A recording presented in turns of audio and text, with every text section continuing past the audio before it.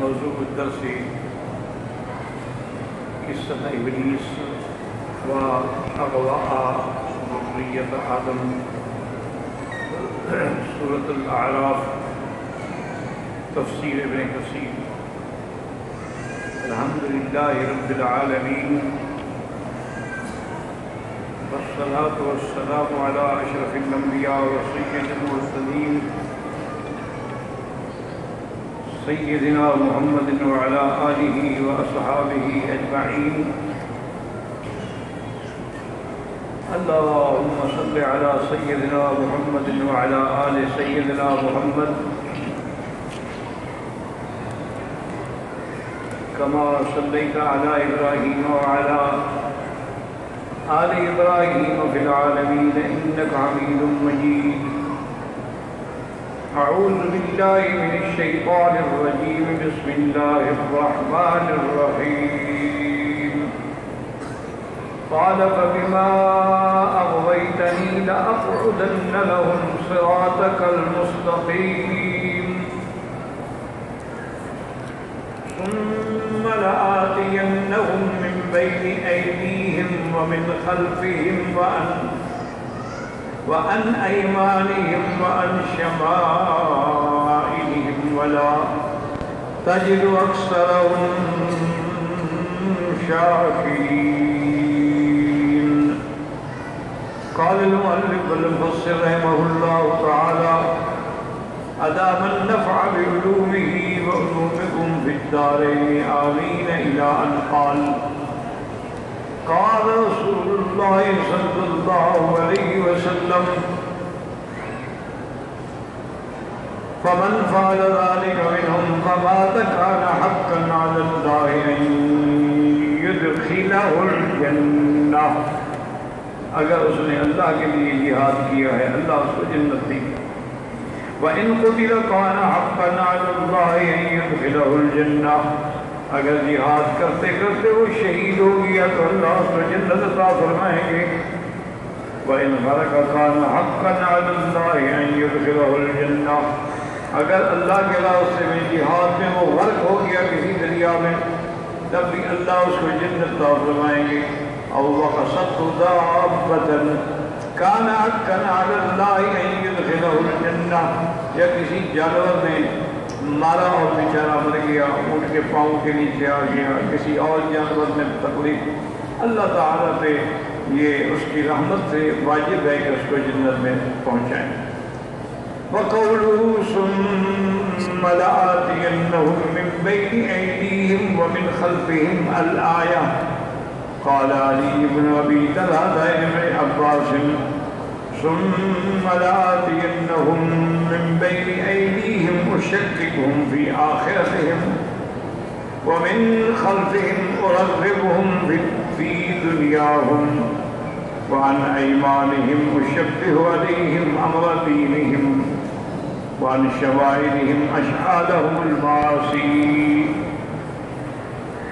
اس آیت مبارکہ میں ثم لآتینہم، تو ابلیس نے کہا کہ میں بنی آدم علیہ السلام کی اولاد کے آگے سے بھی آؤں گا پیچھے سے بھی آؤں گا۔ حضرت علی ابن ابی طلحہ حضرت ابن عباس رضی اللہ تعالی عنہ سے روایت فرماتے ہیں کہ من بین ایدیہم، آگے سے آنے کا مسئلہ کیا ہے؟ فرمایا یعنی اشککہم فی آخرتہم، چونکہ آخرت آنے والی ہے، آگے ہے ابھی نہیں آئی، تو میں اس میں شک میں ڈالوں گا کہ بھئی کوئی آخرت نہیں، کوئی قیامت نہیں، یہ تو بس باتیں ہیں، جب آدمی مر جائیں گے مٹی ہو جائیں گے ریزہ ریزہ ہو جائے گا کہاں سے کون اٹھے گا؟ تو ایسے میں شکوک ان کے دماغوں میں ڈالنے گا کہ بھئی ایک قبرستان ہے، اس میں 10,000 آدمی دفن ہے، مر گیا، ہڈیاں مکس ہو گئی، پانی آئے، سیلاب آئے، بارشیں آئیں، ہڈیوں کو بہا کے لے گئے، پتہ نہیں کوئی کہاں گئی کوئی کہاں گئی، تو اب وہ قیامت والے دن کیسے اٹھ کھڑے ہوں گے؟ تو یہ شکوک ڈالنا آگے کا معنی یہ ہے کہ اس بارے میں شکوک ڈالتا ہوں کہ قیامت نہیں ہے اور کوئی حساب کتاب نہیں۔ وَمِنْ خَلْفِهِمْ مَنْ أُرَغِّبُهُمْ فِي الدُّنْيَا، پیچھے سے کیا مانا؟ یعنی میں ان کو دنیا کی رغبت دیتا ہوں کہ بھائی عیش کرو، کماؤ، کھاؤ، نے کیا دیکھا ہے؟ خامخواہ کے لیے دیکھو جو لوگ رات دن مسجدوں میں پڑے ہیں، مدرسوں میں پڑے ہیں، ان کا حال دیکھا ہے، اب روٹی نہیں ملتی، مانگے کی روٹی کھاتے ہیں۔ اور جو لوگ دنیاوی کاروبار کرتے ہیں، سیاست میں ہیں، چوری میں ہیں، ڈاکے میں ہیں، دیکھو گاڑیوں پہ کاروں پہ عیش کر رہے ہیں، چھوڑو تو دنیا میں یہ چند روزہ دنیا ہے، فائدہ اٹھاؤ اس سے۔ تو اس طرح کے وہ شکوک لوگوں کے دلوں میں ڈال دیتا ہے۔ وَعَنْ أَيْمَانِهِمْ، دائیں سے مانا میں ان کے دین میں شبہ ڈالوں گا کہ بھئی یہ کہاں کے دین ہے، یہ کہاں کے احکام ہیں، کبھی نماز کا حکم ہے، کبھی روزے کا حکم ہے، کبھی رمضان کا حکم ہے، کبھی حج کا حکم ہے، کبھی زکوٰۃ کا حکم ہے، یہ کیا ہے؟ یہ تو سب بنایا ہوا ہے، مسئلہ ہے، کوئی دین شین نہیں ہے، نعوذ باللہ۔ یعنی میں ان کے دین میں شکوک و شبہات پیدا کرتا ہوں۔ وَعَنْ شَمَائِلِهِمْ، اور بائیں سے آنے کا مطلب یہ ہے کہ اَشْعَلَهُمُ الْمَعَاصِي، میں ان کو گناہوں کی رغبت دیتا ہوں کہ یار کیوں اپنی راتیں بے مزہ کرتے ہو، جاؤ کلب میں جاؤ، ڈانس کرو، شرابیں پیو، خوبصورت لڑکیوں کے ساتھ رات گزارو، یہ کیا خشک ملا بنے ہوئے ہو۔ تو اس طرح میں ان کو گمراہ کرتا ہوں۔ یعنی آگے سے مراد آخرت، پیچھے سے مراد دنیا، اور دائیں سے مراد عقیدے اور دین کے اندر خلل ڈالنا، اور بائیں کے معنی ان کو گناہوں کی لذت میں مبتلا کر دینا کہ وہ پھر اسی خواہش میں مبتلا ہو جاتے ہیں۔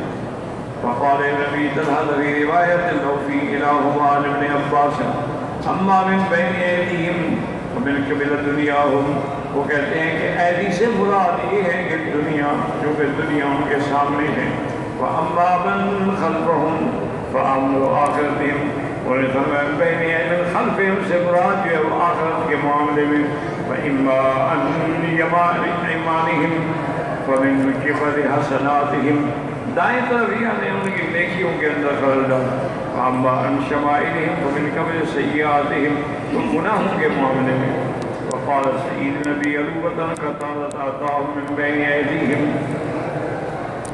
فأخبرهم أنه لا بأس ولا جنة ولا نار، کہ شیطان سامنے سے آ کے ان کے دماغوں میں ڈالتا ہے کہ کوئی مرنے کے بعد نہیں اٹھنا ہے۔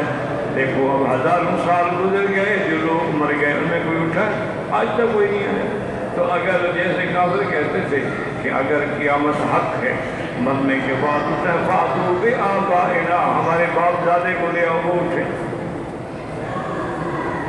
ومن خلفهم من امر الدنيا فزينها لهم وداهم اليها، من خلف سے مراد یہ ہے کہ دنیا کے معاملے میں دنیا ان کی آنکھوں میں مزین کرتا ہے، پھر اس کے دنیا کے لذتوں کی طرف بلاتا ہے۔ وعن ایمانہم بقبل حسناتہم بطاعتہم عنها بل یضعهم عنها، وعن شمائلہم زیہم سیئات المعاصی ودعاہم الیہا وامرہم بها۔ ایمانہم کا معنی ہے کہ ان کو نیکیوں سے روکتا ہے، اور شمائلہم کا معنی یہ ہے کہ ان کو گناہ اور سیئات جو ہیں وہ مزین کر کے دکھاتا ہے، اس کی طرف ان کو بلاتا ہے۔ عطا کہ یا ابن آدم من کل وجہ غیر انہو لم یاتک من فوقک لم یستطع ان یحول بینک و بین رحمت اللہ۔ وہ فرماتے ہیں کہ ابن آدم، شیطان نے تم پر ہر طرف سے حملہ کیا، آگے سے بھی، پیچھے سے بھی، دائیں سے بھی، بائیں سے بھی، لیکن وہ اوپر سے اس نے نہیں حملے کیے جو ذکر کیے۔ کیوں؟ وجہ کیا ہے کہ اس کی طاقت ہی نہیں ہے کہ تمہارے اور اللہ کی رحمت جو درمیان میں حائل ہو جائے۔ تو رحمت ہمیشہ اوپر سے آئے گی، تو اس لیے وہ کہہ ہی نہیں سکا کہ اوپر سے یا نیچے سے۔ اللہ تبارک و تعالیٰ کی رحمت کو کس کی طاقت ہے جو کوئی روک سکتا ہو؟ وقضى رواه ابراہیم النخعی والحکم بن عیینہ والسدی وابن جریج الا انهم قالوا من بین ایدیہم الدنیا ومن خلفہم الآخرہ۔ ان سب نے یہی روایت کی ہے، فرق اتنا ہے کہ من بین ایدیہم سے مراد میں دنیا لی، اور من خلفہم سے مراد میں آخرت لی۔ وقال مجاہد من بین ایدیہم وعن ایمانہم من حیث یبصرون من خلفہم وعن شمائلہم من حیث لا یبصرون۔ حضرت مجاہد رحمۃ اللہ علیہ نے ایک اور قول فرمایا کہ من بین ایدیہم و عن ایمانہم، آگے اور دائیں. ان کا معنی یہ ہے کہ جن چیزوں کو وہ دیکھ سکتے ہیں اور پیچھے سے اور بائیں سے جن چیزوں کو وہ نہیں دیکھ سکتے، میں انہی طریقوں سے بھی ان کو گمراہ کروں گا.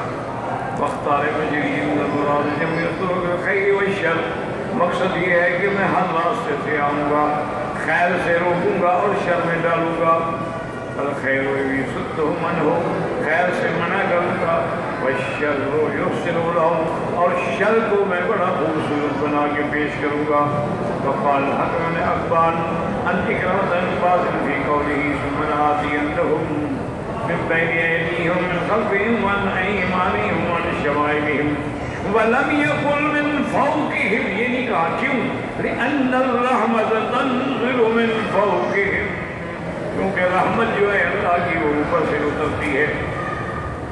وقال علی بن ابی طالب ولا تجد اکثرهم شاکرین. کان موحدین، جب میں ان کو گمراہ کروں گا تو اکثر گمراہ ہو جائیں گے، آپ ان کو موحد اور شکر کرنے والا نہیں پائیں گے. وقال ابن هذا انما هو ظن منه وتوهم وقد وافق في هذا الواقع. کہتے ہیں یہ اس کا گمان تھا کہ جب میں گمراہ کروں گا تو اکثر گمراہ ہو جائیں گے، اکثر شکر گزار تھی. یہ اس کا گمان تھا، وہم تھا. لیکن مفسر کہتا ہے خدا کی شان ہے کہ ہو گیا کہ آج اکثریت جو ہے وہ گناہوں میں مبتلا ہے اور قلیل لوگ جو ہیں وہ نیکی میں راغب ہیں. یہ تو ایک یعنی امر مشاہدہ ہے، ہر آدمی دیکھ سکتا ہے. مثلا آپ کا گھر جس محلے میں ہے وہاں جو مسجد ہے اس محلے کی آبادی اگر 2000 ہے، ایمان سے کہیں مسجد میں کتنے آدمی ہیں؟ بالکل ٹھنڈے دل سے خود تزکیہ کرنا، اور خاص طور پہ فجر کی نماز میں اور عصر اور عشاء کی نماز میں تو اگر 100 بھی آتا تھا تو 50 ہو جاتا. اور اسی طرح آپ یہ دیکھ لیں کہ ایک محلے میں یا شہر کے کسی ایریے میں سینما گھر ہیں، کلب ہیں، ایسی تفریحات کی، وہاں اتنا رش ہے کہ ٹکٹ بلیک ہوتا ہے. ٹکٹ جو ہے وہ بلیک میں بکتا ہے. ابھی میں کل ہی اخبار میں پڑھا تھا وہ کانت کے بارے میں، ایک فلمی اداکار ہے، اس نے جو فلم بنائی ہے نا وہ ابھی پوری طرح ریلیز بھی نہیں ہوئی اور $3 کروڑ وہ کما چکی ہے. اب خود اندازہ کریں کہ آپ کسی دین کا کام کر کے $3 کروڑ کما سکتے ہیں. کیا ہے وہ ایک فلمی ایکٹر تھا، بڑا پرانا ایکٹر ہے، تو اس نے کوئی نئی ٹیکنیک سے وہ فلم بنائی ہے. سگریٹ جلانی ہونا وہ لائٹر استعمال نہیں کرتا، پستول کی گولی سے جلاتا. اور لوگ تماشے دیکھ رہے ہیں. اسی طرح رابنسن ہے اور بڑے بڑے رائٹر ہیں جو دنیا میں انگریزی رائٹر ہیں جو گزرے ہیں، جو جنس پہ کتابیں لکھتے ہیں، لیکن لڑکے لڑکیوں کو گمراہ کرنے کے لیے ڈرامے اور عشقیہ باتیں اور نعوذ باللہ میاں بیوی کے ملنے کے طریقے، وہ کروڑوں میں بکتی ہیں کتابیں. اور دین کی کتاب سوال ہی پیدا نہیں ہوتا، کوئی 1000 روپے بک جائے تو بڑی بات ہے. یعنی کوئی ایسی مثال نہیں ہے. حتیٰ کہ ہمارے علماء نے بڑی محنتیں کی، انگریزی کی، حدیث کی شرح لکھی، قرآن کی تفسیر لکھی، اور ایڈیشن 10,000 کا چھپا، بڑی مشکل سے وہ بھی مفت تقسیم کرنا پڑا.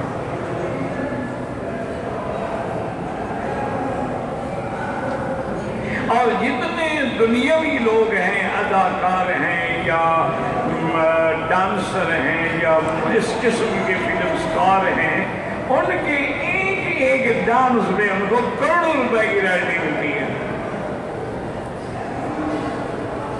کیا ہے؟ پھر بھی آپ کہیں آپ کو شیطان نظر نہیں آتا. شیطان تو ایسے گھس گیا ہے کہ ہمارے گھروں کے اندر گھس گیا ہے. اب یعنی یہاں میری بچیاں دیکھیں، اسلامی ملک ہے الحمدللہ، اللہ کا شکر ہے، لیکن اوپر سے وقت ابایا ہوگا پردہ، نیچے اس نے جین پہنی ہوئی ہے، پینٹ پہنی ہوئی ہے۔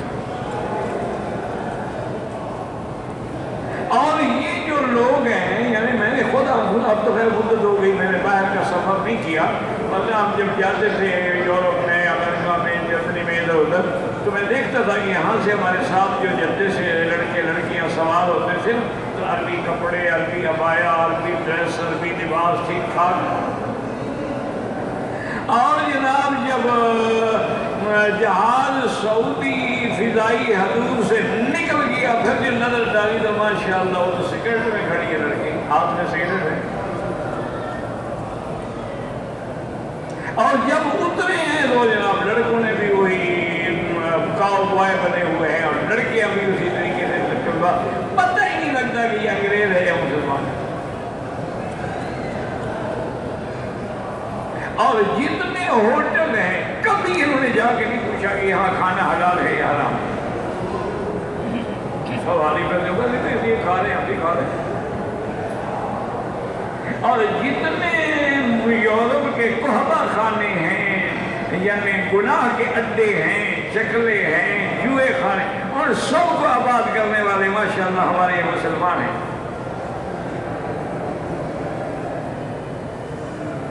جہاں لاس ویگاس میں بعض ٹیبل ایسے ہیں جہاں $10,000 سے جوا شروع ہوتا ہے، وہ کھیلنے والے کون ہوتے ہیں؟ ہمارے ملکوں کے شہزادے، ہمارے ملکوں کے بڑے آدمی۔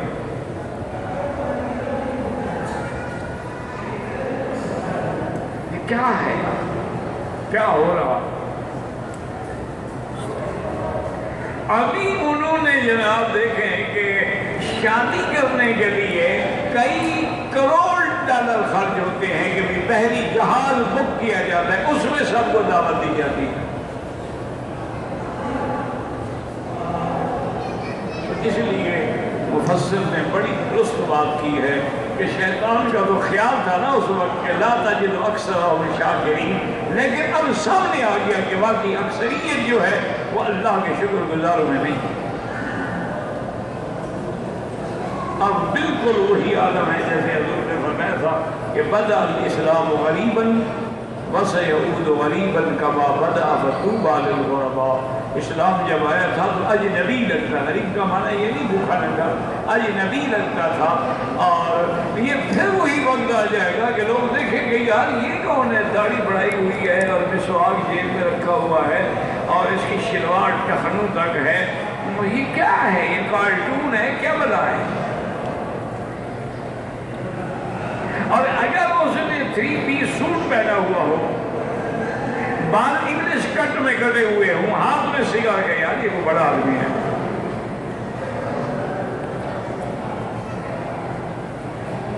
اور اسی طرح میرے آقا نے رحمت دو جہاں نے فرمایا تھا کہ ایک وقت آئے گا قاد ان یکون المعروف منکرا والمنکر معروفا، کہ اچھائی جو ہے وہ برائی بن جائے گی اور برائی جو ہے وہ اچھائی بن جائے گی۔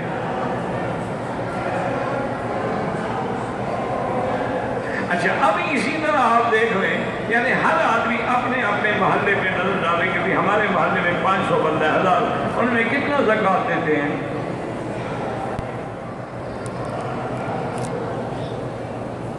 خود بیٹھ کے ٹھنڈے دل سے سوچو۔ اچھا آپ نے کبھی حساب کیا کہ میری کل آمدنی کتنا ہے اور زکوٰۃ کتنا بنتی ہے؟ آپ نے کبھی حساب کیا کہ میری بیوی کے بعد جو زیور ہے اس پہ کتنی زکوٰۃ بنتی ہے، وہ دیتی بھی ہے کہ نہیں؟ یعنی جو ہم مسلمان ہیں وہ بھی پکے سچے مسلمان نہیں ہیں نا، یہی تو وجہ ہے نا کہ ہم آدھے تیتے آدھے بٹے رہے ہیں، مسلمان ہیں نا کافر ہیں۔ مذبذبین بین ذالک لا الہ ہؤلاء ولا الہ ہؤلاء۔ یہ جو حرم کے باہر لوگ آتے ہیں نا بیچارے قالینیں بچھا کے اور سرمس رکھ کے، یہ وہ لوگ ہیں جو باہر کا سفر اور خرچہ برداشت نہیں کر سکتے، وہ بچوں کو حرم کے بہانے یہاں لے آتے ہیں۔ ورنہ جن کے پاس پیسے ہیں اور تو یورپ میں بیٹھے ہیں، یا کم از کم اس ملک میں بھی وہ یہ والی سودا پہ ہوں گے، ابہا میں ہوں گے، طائف میں ہوں گے، شفا میں ہوں گے جہاں سیر تفریح قصے کہانیاں واقعہ سب کچھ ہے. یہاں مسلمان ملک دین کا ملک ہے. ان کے کسی بڑی مارکیٹ میں آپ چلے جائیں جو سپر مارکیٹیں ہیں بڑی بڑی, ان میں جا کے دیکھیں کہ کیا نظارے ہیں.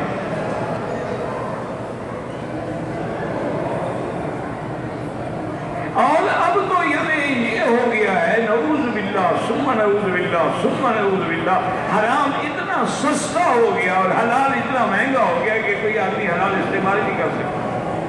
ادنا مثال یہ ہے کہ اگر آپ بکرا لے کے ذبح گئے آپ کو 40 ریال کلو پڑے گا گوشت, اور باہر سے جو آتا ہے وہ 6 ریال کلو ہے. اب کون جناب اتنا ولی اللہ ہے کہ وہ 40 ریال کلو والا گوشت کھائے؟ چھوڑو یار, اگر باقی جو کھا رہے ہیں وہ سارے کافر ہیں. مولوی نہیں کسے بناتے رہتے ہیں, چھوڑو بس. آ گیا بسم اللہ پڑھو تو نکلو. اس کا معنی یہ ہے کہ کوئی شراب کو بسم اللہ پڑھ کے پیے تو وہ بھی حلال ہو جائے گا. وہ تو حدیث میں ہے سم اللہ وقل, اللہ کا نام لے کے کھا لو. معنی یہ تھا کہ صحابہ کبھی جہاد کے لیے جاتے تھے دور دراز کے علاقوں میں, اور وہاں انہیں کوئی کھانے کی چیز ملتی, ان کو پتہ نہیں ہوتا تھا بیچاروں کو کہ یہ کیا ہے. اور ہے وہ سفر, ہے وہ جنگل, اور کوئی ہوٹل بھی نہیں, حلال کا ذریعہ بھی نہیں. ان حالات میں اجازت دی گئی جیسے کہ ایک آدمی مضطر ہے, بھوک سے مر رہا ہے تو اس کو آرام کھانے کی اجازت دی گئی. یہ تھوڑا ہے کہ جانتے بوجھتے تم حرام بسم اللہ پڑھ کے کھا لو. اور ایک اللہ نے تمہیں عقل دیا ہے, یعنی ٹھنڈے دل سے سوچو کہ ایک ملک مثلاً تمہیں 1 لاکھ مرغی روز کی ایکسپورٹ کرتا ہے. 1 لاکھ مرغی ذبح کرنے کے لیے کتنا وقت چاہیے؟ چلو مشین بھی لگا دو, جلدی جلدی کاٹتے آؤ. کبھی یعنی ایک مرغی پر کم سے کم 1 سیکنڈ تو لگے گا نا. تو گھنٹے میں تو 60 مرغیاں ذبح ہوں گی, 60 سیکنڈ ہو گئے, اور انہوں نے آپ کو 1 لاکھ بھیج دی ہیں. صاف ظاہر ہے کہ کوئی ذبح نہیں. مشین پہ چل رہی ہیں, کٹ رہی ہیں, چھل رہی ہیں, ٹکڑے ہو رہی ہیں, پیک ہو رہی ہیں, اور اوپر ڈبے پہ لکھ دیا ہے ماشاءاللہ اسلامی طریقے سے ذبح کیا ہے. اچھا وہ بیچارے پیکنگ کرنے والے بھی جاہل ہوتے ہیں. کبھی کبھی مچھلی کو جس ڈبے میں پیک کرنا اس پر بھی لکھا ہوتا ہے اسلامی طریقے سے ذبح کیا. مچھلی تو ذبح ہی نہیں ہوتی بے وقوف آدمی, اس پر بھی لکھا ہوتا ہے. اب اس کا کیا ارادہ ہے؟ کوئی فیصلہ کر سکتا ہے؟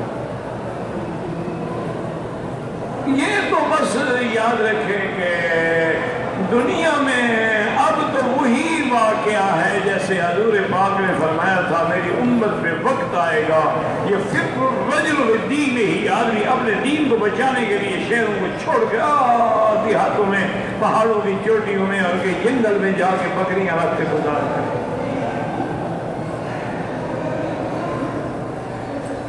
ورنہ جو دین بچا دیکھو نا, اس لیے ایک آدمی بڑا بیچارہ آنسٹ ہو, اس کو بیوی کے ذریعے جناب روزانہ سننے کو ملے گا کہ آپ بڑے افسر ہیں, 20 گریڈ کے افسر ہیں, آپ کے پاس ایک ٹیچر سی موٹر سائیکل ہے, وہ دیکھو 18 گریڈ کا افسر ہے, چمچماتی ہوئی 0 میٹر کاروں میں گھومتا ہے. تم کیا نالائق آدمی ہو, کسی کام کے نہیں ہو. ایسے اکساتے اکساتے اس کو رشوت پہ لگا. اسی لیے حدیث میں ہے کہ ہلاک الرجل علی ید اولادہ, کبھی آدمی نیک ہوتا ہے لیکن اولاد کی وجہ سے برباد ہو جاتا ہے. کبھی آدمی نیک ہوتا ہے بیوی کی وجہ سے برباد ہو جاتا ہے. کبھی آدمی نیک ہوتا ہے اپنی لڑکی کی وجہ سے برباد ہو جاتا ہے. اس نے لڑکی کو پالا پوسا جوان کیا, اس کو اسکولوں میں بھیجا, یونیورسٹی میں پہنچا, وہاں ماشاءاللہ خیر چل رہا ہے, عشق چل رہا ہے. اس کو پتہ اس دن لگا جب وہ ٹیلی فون کیا کہ ڈیڈی ہم نے کورٹ میرج کر لی ہے, آپ کو بھی مبارک ہو. بس وہ بیچارہ گر جاتا ہے کہ ہم نے دنیا کو کیا ملتا. انا للہ و انا الیہ راجعون.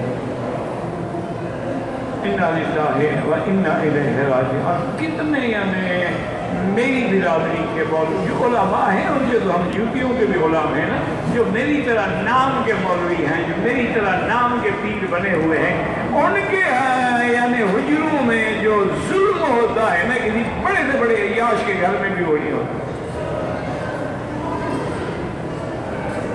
اسی لیے احسان نے کہا تھا نا کہ مسجدوں، مندروں، گرجاؤں، کلیساؤں میں، یہ بڑے بڑے گرجے ہیں نا جن میں فادر ہوتے ہیں، نند ہوتی ہیں، کبھی شادی نہیں کرنے کی، کبھی یہاں اپنے عورت کے قریب نہیں جانا، ان کے آپ اسکینڈل دیکھیں تو حیران ہو جائیں۔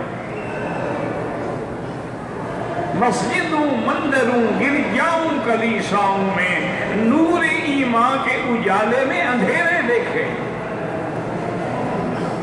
اور مولوی، پادری، پنڈتوں کے حسین روپوں میں ظالموں، جابروں، صفاق، لٹیرے دیکھے۔ یا رب تیری دنیا کو بہت غور سے دیکھا نہیں۔ مثلاً چوری کے پیسے کھانا حرام، ٹھیک ہے، ڈاکہ مار کے پیسے کھانا حرام، جو زکوٰۃ کا مال کھا جائے اور زکوٰۃ کا مستحق نہ ہو وہ حلال ہے، وہ بھی تو حرام۔ کتنے پیر اور مولوی ہیں جب آپ پیش کرتے ہیں پیسے، انہوں نے کبھی پوچھا ہو کہ حضرت یہ ہدیہ ہے، صدقہ ہے، زکوٰۃ ہے، کیا بلا ہے؟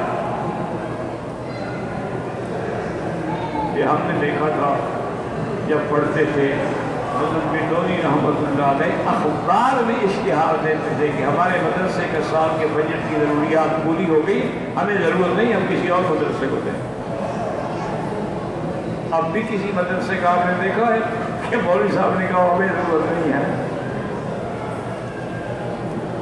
فنا جی رایت فنا در فنا۔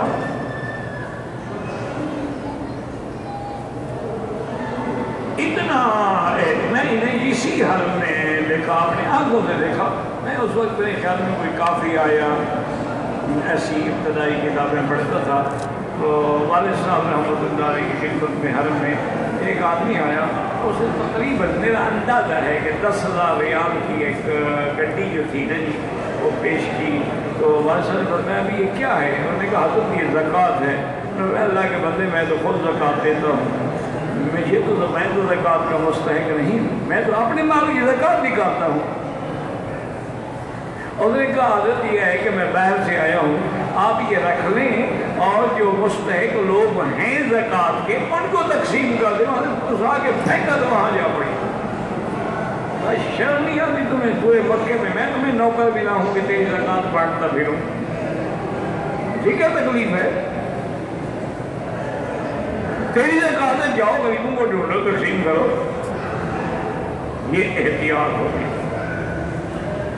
کئی دن تک 4 گلوش کی روٹی ملتی تھی، جو اب جس کو ہم اب کہتے ہیں نا، یہ 4 گلوش کی بڑی خوبصورت روٹی ہوتی تھی۔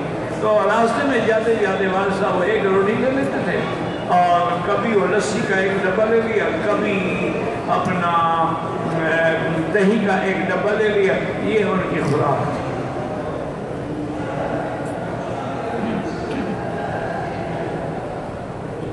میں خود ہی یعنی کئی سال کے بعد آیا نا والد صاحب رحمۃ اللہ علیہ کی خدمت میں، تو بارہ جب ہم گھر میں گئے تو کہنے لگے کہ بھائی میری تو روٹی یہی ہے، میں راستے میں ایک روٹی لے لیتا ہوں، دہی لے لیتا ہوں، کبھی لسی لے لیتا ہوں، اور اس سے میں روٹی کھاتا ہوں۔ تم تو بابا بڑے آدمی ہو، تم سے تو یہ ہضم نہیں ہوگی، تم ایسا کرو کہ میں تمہیں پیسے دے دیتا ہوں، کسی ہوٹل میں جا کے کھانا کھا کے آ جاؤ، ورنہ میں تو اکیلا آدمی ہوں، میں تو پہلے کھانا تو نہیں پکا سکتا۔ میں نے کہا میں بھی یہ لسی سے روٹی کھا لوں گا، کوئی بات نہیں ہے، میں بھی مدرسوں میں پڑھتا رہا ہوں، ہم بھی لسی میں نمک مرچ ڈال کے چٹنی بنا کے روٹیاں کھاتے تھے، تو میں اگر وہ کھا سکتا تھا یہ نہیں مجھے پتہ ہے اس وقت تو تم طالب تھے نا، اب تو تم ماشاءاللہ علاقے کے بڑے لوگوں میں ہو، اب تم سے وہ نہیں نکلی جائے گی۔ تو ابھی ہم باتیں کر رہے تھے کہ ایک آدمی اتنا بڑا لگن کھانے کا ماشاءاللہ انواع و اقسام کے کھانے اٹھا کے آیا۔ حسن بھائی کیسے؟ انہوں نے کہا یہ بیت عبدالسلام سے بھیجا ہے مکی صاحب کے لیے۔ میں نے کہا دیکھو بھائی تم آئے، تمہاری قسمت کے ساتھ آئیے، اب میں کیا کروں؟ میں نے کہا حضرت میں نے مانگا تو نہیں ہے نا؟ انہوں نے کہا نہیں، ان کے بچوں نے اوپر سے دیکھا کہ مکی صاحب احرام میں آئے ہوئے ہیں تو وہ سمجھ گئے کہ مکی صاحب اکیلے ہوتے نہیں، ان کے ساتھ علی موالی بڑے جمع ہو جاتے ہیں، اس لیے انہوں نے کھانا بھیجا۔ تو انہوں نے کہا ٹھیک ہے بھیا کھاؤ، میں بھی تمہارے ساتھ کھاتا ہوں بابا، تمہارے لیے اگر اللہ نے بھیجا ہے تو اس سے کیا بات ہے؟ ہمارے نصیب میں شاید یہ نصیب لکھی ہوگی، تمہارے لیے کھانے بھی آگے، ابھی تم نے کسی کو کہا بھی نہیں ہے۔ تو بہرحال کہنے کا مقصد یہ ہے کہ بڑا امتحان ہے آج، صراط مستقیم میں چلنا جو ہے نا وہ بڑا ہے۔ اب حکم ہے نا کہ عورتوں پر نظر نہ ڈالو، ایمان سے کہیں جتنی عورتیں ہیں آپ لاکھ کوشش کریں تو ہاں یا تو اندھے ہو جائیں تو الگ بات، ورنہ تو ان سے میں آج صبح کی نماز کا آپ کو واقعہ بتاتا ہوں، سنتیں پڑھ کے میں بیٹھا ہوا تھا تو عورت گزری، میں نے فوراً ایسے کام کیا، پھر آگ اٹھائی پھر عورت گزری، آدھا گھنٹہ میں ایسے کرتا رہا، عورتیں ختم نہیں ہوئی۔ اب اتنا فرشتہ تو میں بھی نہیں تھا کہ آدھے گھنٹے تک اندھا ہو کے بیٹھا رہا، آدھا گھنٹہ تو میں نے کوشش کی کہ میری نظر نہ پڑے۔ تو اس لیے ہمیشہ یاد رکھیں بس اللہ سے دعا مانگا کریں، وہ جو میں نے عرض کیا تھا نا، ایک تسبیح استغفار، ایک تسبیح درود شریف، ایک پاو قرآن پاک کی مجلس، اور علیحدگی میں بیٹھ کے تھوڑا مراقبہ کرنا کہ ہم نے مرنا ہے، اٹھنا ہے اور اللہ کو حساب دینا ہے، بس یہ خود کر لیا کرو، پیر شیر نہ ڈھونڈو، پیر ڈھونڈو گے تو جو پہلا ایمان ہے انشاءاللہ وہ بھی چلا جائے گا، آپ کو خاص اللہ والا مل جائے تو سبحان اللہ۔ ایک ہمارے بہت بڑے عالم تھے مولانا قاسم، حیدرآباد انڈیا میں، حیدرآباد دکن میں، تو میں جب گیا تھا بنگلور تو میرا بڑا آج فوت ہو گیا، اللہ ان کی قبر پہ کروڑوں رحم سے فرمائے، تو کہتے ہیں بڑا زبردست جنازہ اٹھا ان کا، ایسے ہوتے بہت بڑے عالم تھے، بڑے اللہ والے تھے، اور کفار کے ملک میں رہ کے دین کی شمع جلائے، کہہ دینا آسان ہے نا، کافروں کا ملک ہو، کافروں کی گورنمنٹ ہو اور کافر ہنڈوں کا راج ہو، اور اس میں بیٹھ کے وہ قال رسول اللہ صلی اللہ علیہ وسلم پڑھائیں اور مسجدوں کو آباد کریں اور مدرسوں کو آباد کریں، یعنی آپ آج بھی ان کی مسجدیں دیکھ کے آدمی حیران ہو جاتا ہے، مکہ مسجد ہے حیدرآباد میں دیکھیں حیران ہو جاتا ہے آدمی، اسی طرح بنگلور میں اسی طریقے سے، اور اسی حیدرآباد میں مولانا حسام الدین حکیم نے مسجد بنائی، تو بڑی بڑی اتنی بڑی مسجدیں ہیں، میں حیران ہوں ان لوگوں کی علماء کی محنت پر کہ کفر کے دیار میں 5-5 ہزار طلباء ہیں ایک مدرسے میں، ہم تو 10 سالوں کو بھی روٹی نہیں دے سکتے، تم جب جاتے ہو چھٹی کاٹ کے اپنے علاقے میں مسجد میں جا کے پتہ کیا کہ مولوی صاحب میں روٹی بھی ملتی ہے کہ نہیں، کتنے طالب علم ہیں، ان کو بھی عید پہ کسی نے کپڑے لے کے دیے کہ نہیں، کتنے طالب علم ہیں جوتے پھٹے ہوئے ہیں، تمہیں نظر نہیں آتے، بیوی کے لیے لے جائیں گے، اپنی محبوبہ کے لیے تو خیر سب سے زیادہ لے جائیں گے، ماں کے لیے چاہے نہ لے جائیں، تو جو اس کی فرینڈز ہیں وہ تو ان کے، لیکن کبھی محلے میں ایمان سے کہے تم نے جا کے پوچھا مسجد والوں سے بھی کہاں سے روٹی کھاتے ہو؟ اچھا، اور اگر 100 ریال مہینے کا تمہیں مثلا 2000 ملتا ہے، 5000، 100 ریال کا 3000 روپے بن جاتا ہے، اگر تم 100 ریال بھی اپنی مسجد کو بھیج دیا کرو تو ان کی روٹی چل جائے گی نا،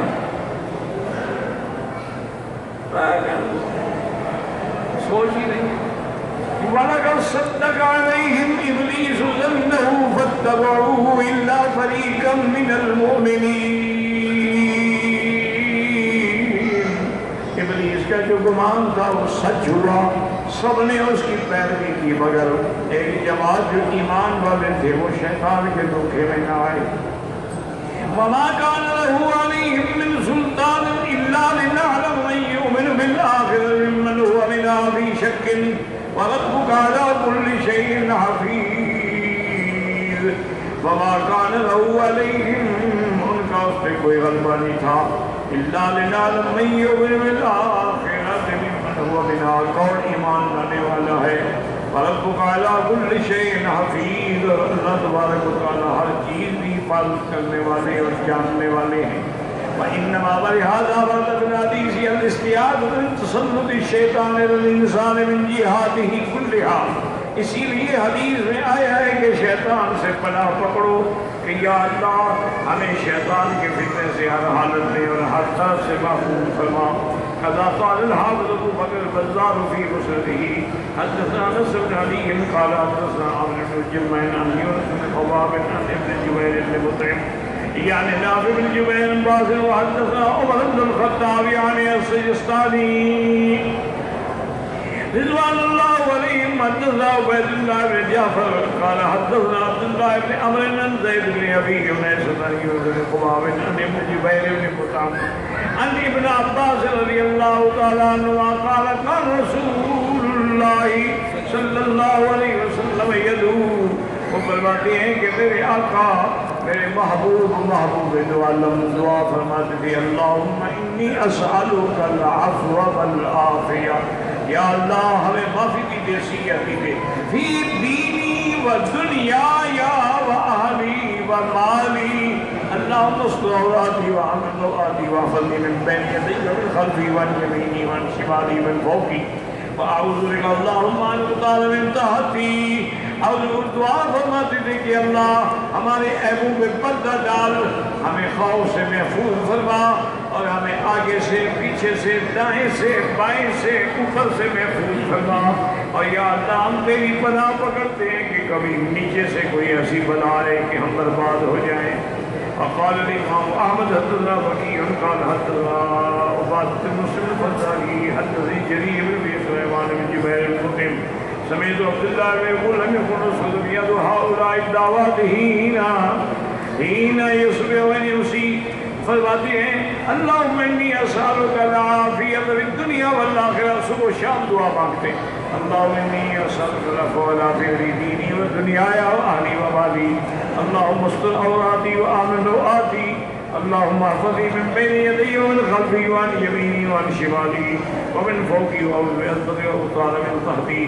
قال وكيع من تحتی یعنی القصر، یا اللہ ہمیں نیچے کے عذاب سے بھی بچا کہ زمین دھس جائے اور اس میں دھس جائیں، کیونکہ نیچے کے عذاب کا معنی یہی ہوتا ہے فَخَسَفْنَا بِهِ وَبِدَارِهِ الْأَرْضِ، جیسے اللہ نے قارون کو پکڑا اس کی پوری بلڈنگ سب کو زمین میں دھسا ڈالا۔ رواہ ابو داؤد والنسائی وابن ماجہ حاکم حدیث بعد مسلم به وقال حاکم صحیح الاسناد واللہ اعلم۔